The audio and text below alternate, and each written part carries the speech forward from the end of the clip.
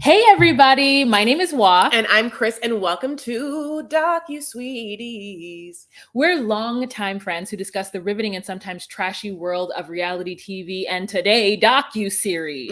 Honey, but through our own lens, which is often salty, a little bitter, sometimes spicy and hot, but at the end of the day, hopefully sweet.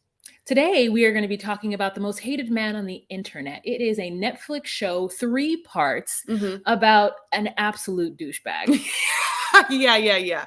I mean, now, off the top of my head, I had never heard of him, and I had never heard of the website at all. So I just want to tell you where I come in, and I feel like I could have. I am of this generation, and I was on the internet, which really goes to show you how specific the aesthetic was of people who would have found out about it. People who would have found out about it, and people who would have been into it so much that they would have uploaded your picture to it. Yeah. Like, these people are absolute like incels and he-man woman haters, and these people are not good. I don't care if you ever went to that website and then went back, there's something in you that's terrible. You know what? I'll be honest. I've never been to the website, as I said, but there was another website that was like the softcore version of that. What was it called? The Dirty. Never heard of it. Okay. And there was also like a nefarious person that ran that as well, that like was a little like, asshole guy that like wanted women to look a certain way, and it was like porn star, blonde, fake boob, like, it's always the same with these like small dudes that have obviously felt a lot of insecurity in their lives and create this forum to publicly humiliate and bash people, and themselves feel better about themselves on a huge scale. But the want and desire and need for them to feel good about themselves must be so prolific in their lives, so deep, because of how shitty they feel. Yeah. So we're assuming that you guys have already watched this, so we're going to speak on it just like that. These are for the girls who've already watched this and want to kiki about it. Yeah. So we start off this docu-series learning about a man named Hunter Moore. Never heard of this name in my life. Now it's just like in my brain maneuvering around. Okay. Lives rent free, honey. And they said it 1 billion times. Yeah. It started in 2011, where he had this stupid little website called Are You Up? Or Is Anyone Up? Is Anyone Up? .com. Yeah. And he was a part of a scene called The Scene. This is all of My Chemical Romance type-esque folk. These are emo kids of the early 2010s, the early 2010s. Their hair was like coming down in front of their face, and it was either dark black, which black is just dark, and then like a streak of like blonde or pink, and they wore like finger gloves. To me, it was like the elevation or the next level for people who listen to Avril Lavigne. Oh, absolutely. It's very Avril Lavigne. But so this person, Hunter Moore, to me, I'm just going to get this off the bat, to me encompasses like 3 people. Now, but one of them is like too hot. So like because he's not horribly unattractive, he kind of gives me Brody Jenner mixed with Pete Wentz mixed with Joe Francis. So just like there was The Dirty, and there was like, I forgot the guy's name, Nick Ritchie, I think, is like the guy that like ran The Dirty.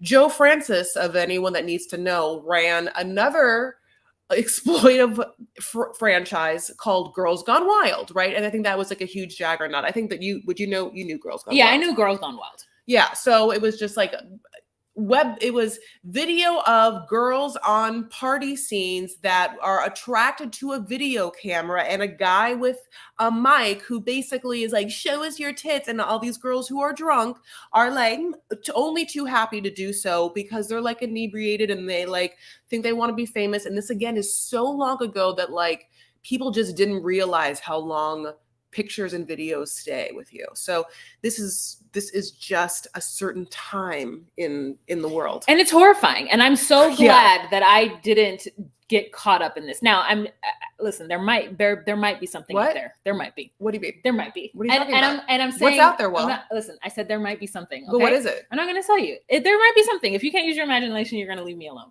So there might be something there might be something, right? But because the people I gave it to are not people who would ever do, like, not that they would ever never do something like that, but they're just not a part of the scene. There's no like outlet built for these folks to provide this kind of content into the world.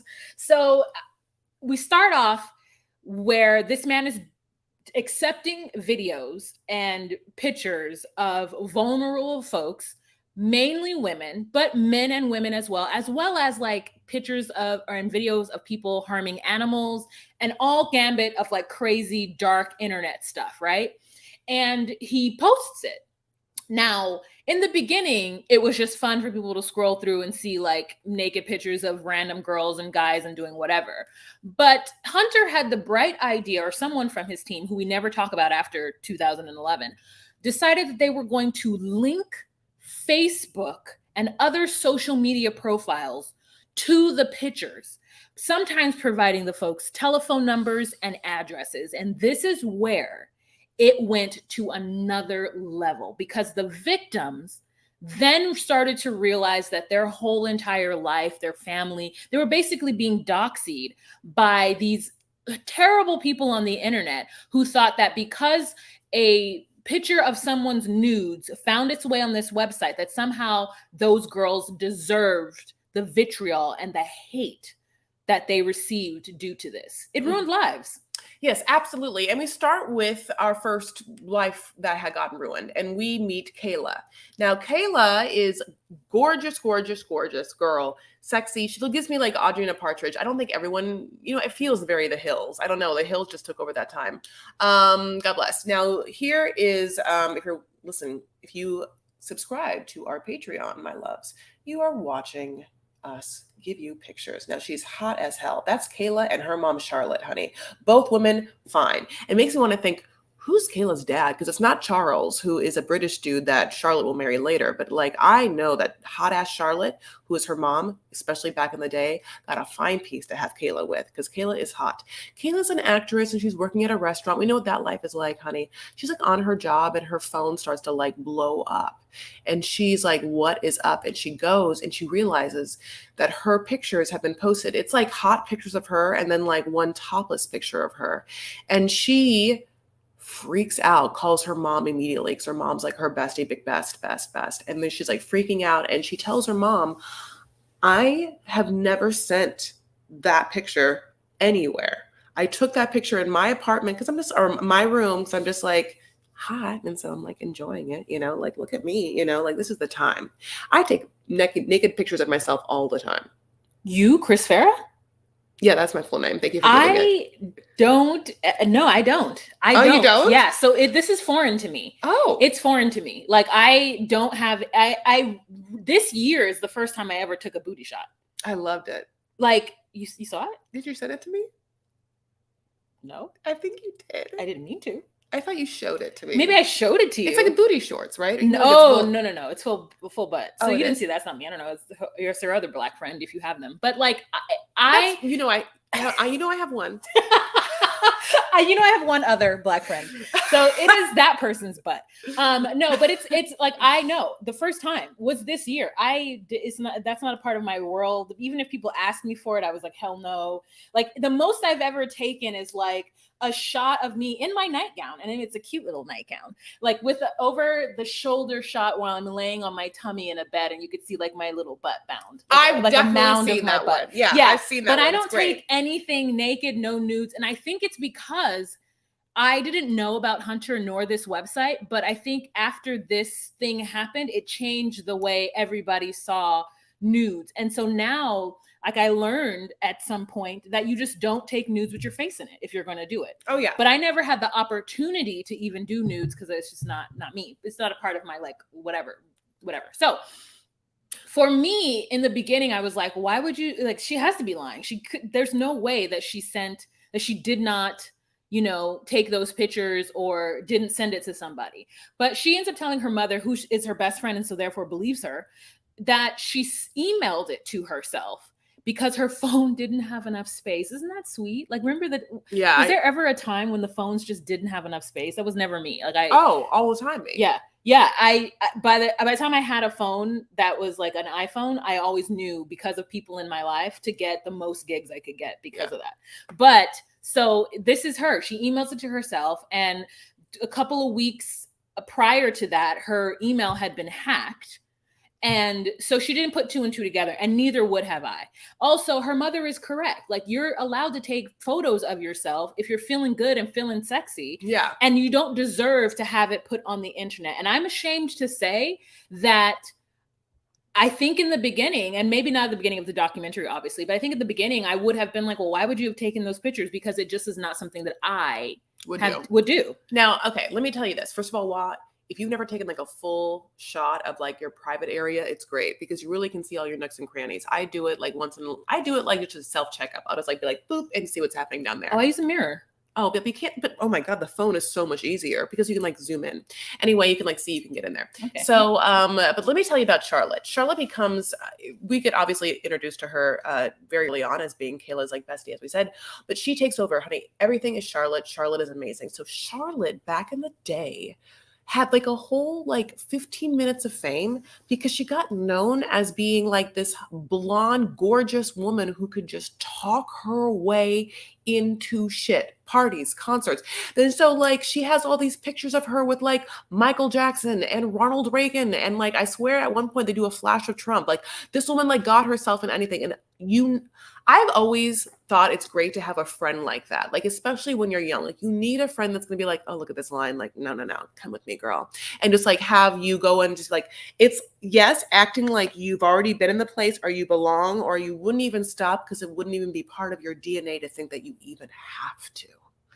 And it's such a confidence thing that like when you see it in action, it's like, it's hot. Well, I also think it works for a very specific looking woman who the bouncer wouldn't mind or wouldn't get in trouble if they just let this person on accident through. Yeah, right. So like Charlotte is very much about that. And so Charlotte married a lawyer from Britain who's practicing in the US, and it is, to me, not a good husband. I'm just going to call that out right now.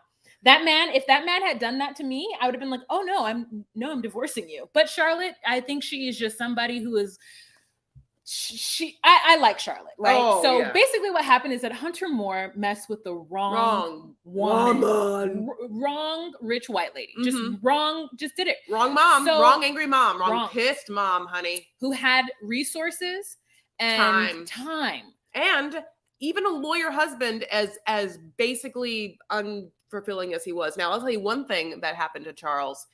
He got knocked on the head, and he has like a little, like, he has that bump, honey. Like, he looks like Cardi B, like, and Nicki Minaj, like, 2 years ago. You know what I'm saying? Like, that fisticuffs. I mean, you know, like, what's that bump, boo?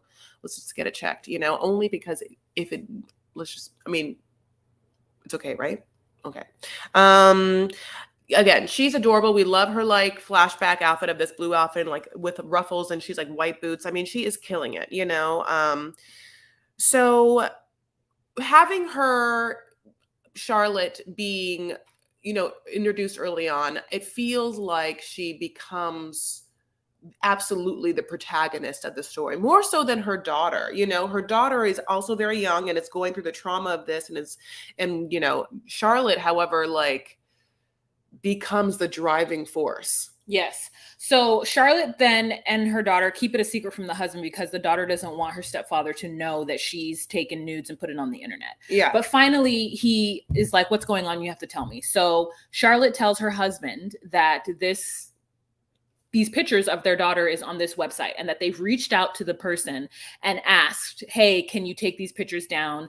And the person has ignored them and in fact seemingly is mocking them and is responding to them and then not doing anything. So it's not like he's just ignoring them. Like he's baiting them. Yeah. And so they finally are fed up, and it looks like Kayla has lost her job, which I'm like, how? Who knew about this? Like, so anyways, she's losing her job and she's lost gigs and things are happening. And so finally they tell the husband, and he wants no part of it.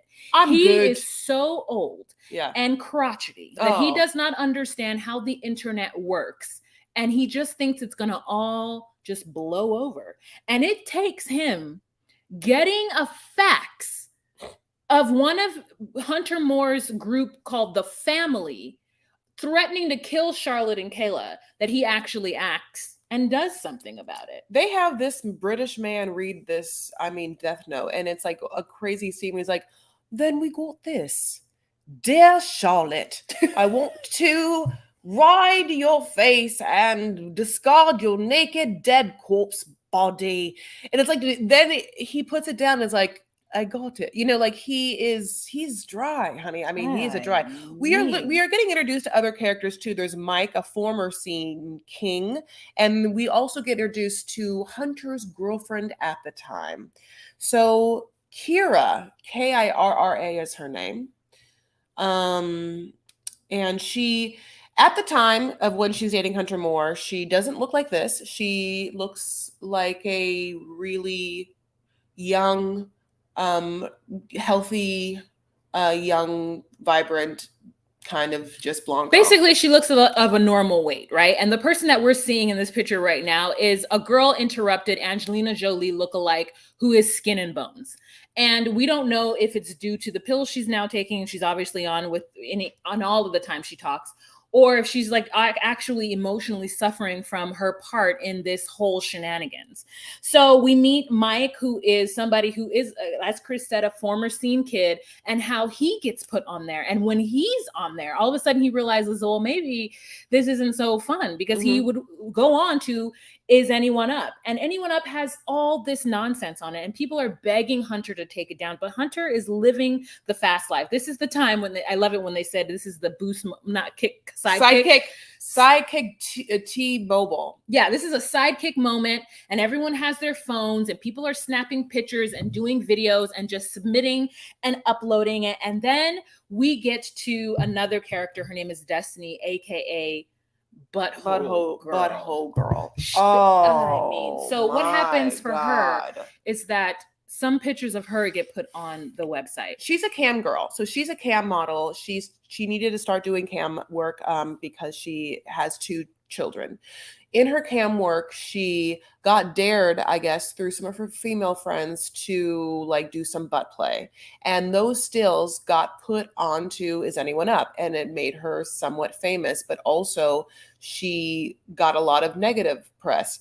She's a girl, my loves. Do we have a picture of her? Because they linked her Facebook with the photos of her children onto the site. And so she reaches out to this person and asks him to take it down.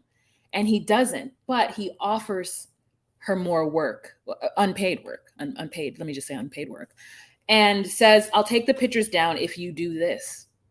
And so because she is now in trouble with her baby daddies and her family and everybody, her whole spot is blown up. She's in a really sad and down place. And she does it. She does several scenes with him and on cam where she is just putting things up her butt, and it is on the internet. And it is like living in an OnlyFans world, the fact that this person did not receive any money is very upsetting to me. And like, I know the whole thing should be upsetting in general, and it is, but at least she could have made money, and she did not. He completely exploited her, as well as her self-esteem was so low that she was like, but he was making me famous at the same time, and I loved it. I loved the scene. I loved the attention I was getting. And it's like, but you are getting attention for putting alien objects up into your body. Yeah.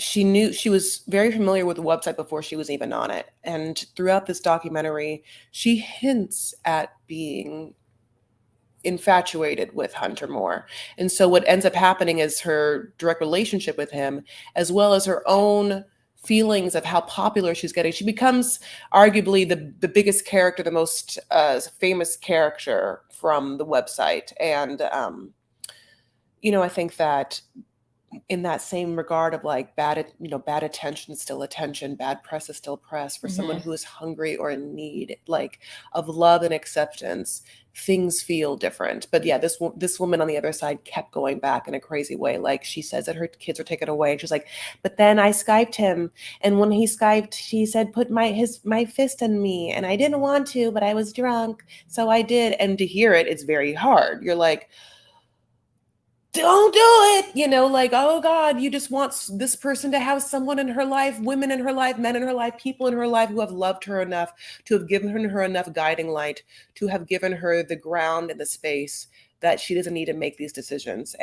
But she's so hungry, so desperate, she does. So we do find that he has coined the term revenge porn. Yeah. And we find that this person is Hunter Moore is making $13,000 a month. Now, with my 2002 ears, I'm like, that ain't shit. However, back then, that was a lot of money to be making off of just ads from your website. Yeah. And so he, like, because he started it with putting a picture of his ex-girlfriend who had broken his heart on there. Then he started to pull in these incel guys. And these guys are like insidious and upset, and you can find them on Reddit to this day. Yeah. They're the Trump loving Proud Boys. We know this. It's men who feel so insecure because they want like in their mind, the hottest, sluttiest girl to like open their legs to them. But meanwhile, they themselves are hideous. They have horrible personalities. They are broke and living in basements, and they don't understand why they feel they have no value to them, and they don't understand why like that is. And it's just, that is what it is. So these people are horrible. We also, and I think, meet another horrible person, which is Reza, his lawyer, who is, I think, a Persian Iranian lawyer in Los Angeles, who at first is like, yeah, I'm his lawyer, but like, I don't really know what's happening, and it's like not illegal, so I'm just like getting paid. Yeah. I mean, there's an industry for Reza, so I can't even truly fault him. It's not like he's the only person out there just representing people who are skimming and skimming the balance of good behavior. But if there's no law against it, that they're in it, it reminds me of a Kardashian man named Robert, who might have been that kind of lawyer too. And so, like, you know, it is what it is. The thing is that during this time, Charlotte is still doing everything that she can to figure out how to get her daughter's photo down. Oh yeah. FBI. She reaches out to his mother's work. She finds out Hunter's mother's work number and just calling there, trying to do all these things. And that is when Charlotte gets on Hunter's radar, after she calls his mother, and she begins to be harassed by his sycophant group of followers called, and I said it before, The Family. And this man is huge on Twitter. So Twitter is liable for this too. And I think now Twitter is a little bit more quick to jump on things like this. But this man would say the most egregious things and talk about how how rich he is for his shocking and outrageous content, and that how these women deserved this and they should know about technology. And this is a hard lesson to learn, but a lesson that must be learned. And my thing is this: it's one thing to post a picture up. It's a whole other thing to link their Facebook and ruin their lives. And you know that you are causing havoc and ruining their lives for 40% because you're doing the shady business, which we won't talk about right now. But Charlotte is trying to figure out how he got her daughter's photo, because she trusts and believes that her daughter did not just give it to somebody. So she's now a sleuth on the case. And as Chris was saying, yes, she goes to the local police, and their first question is why would you take a picture like that? And then I felt stupid, and I was like, I'm done for saying that, because if the police says it, then that means that I'm just as bad. So no help from LAPD. So she had to go higher to the FBI, because once she realized that her daughter couldn't be the only person, she knew that it crossed state lines. And then we got to get the federales involved.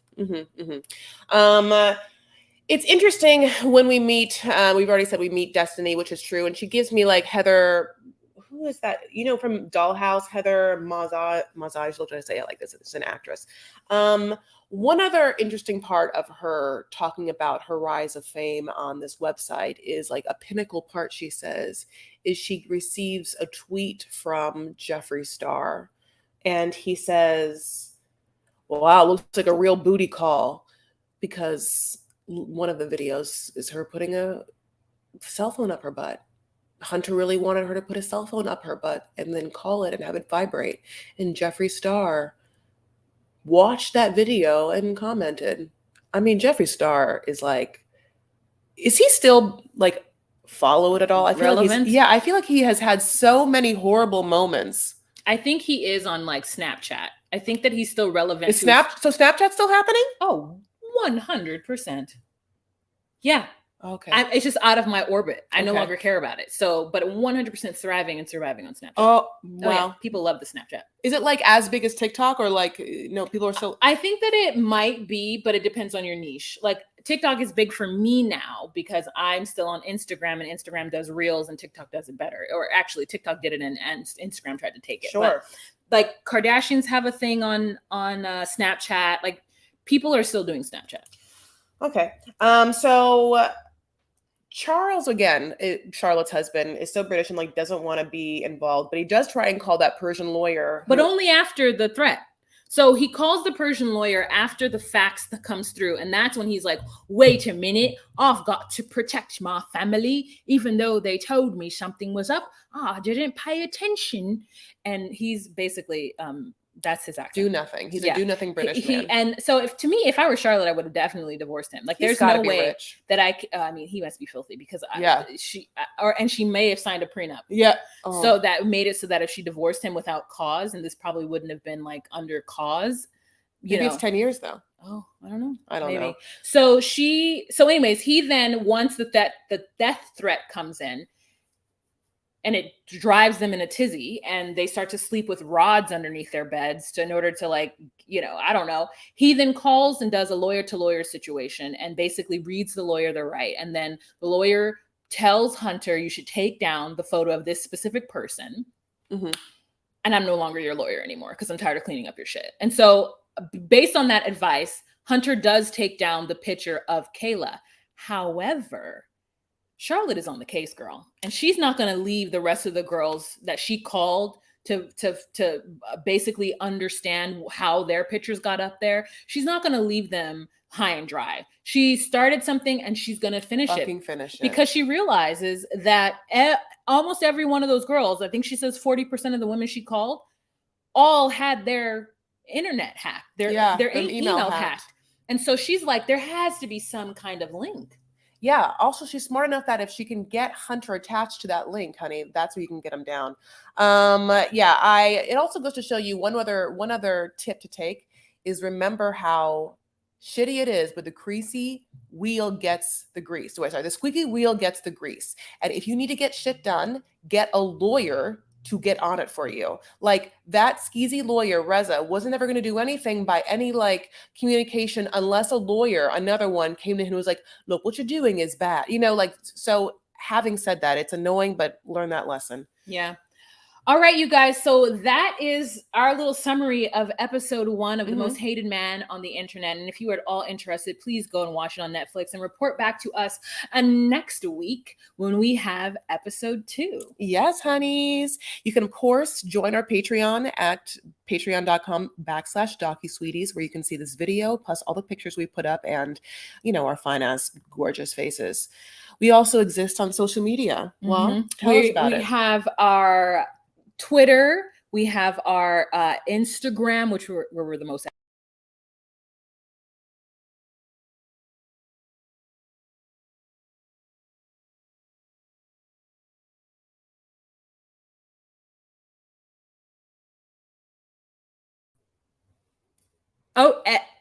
Are we back? Yeah, we're back. And so sorry about that technical difficulty. We apologize. So we have our Instagram, we have our Twitter, we don't have a Facebook, but let's say we do. We have a Facebook and we have a TikTok, which is everything is DocuSweeties except for TikTok is DocuSweeties too. Thank you guys so much for joining us, and we're gonna sign off. Bye. Bye. I did it.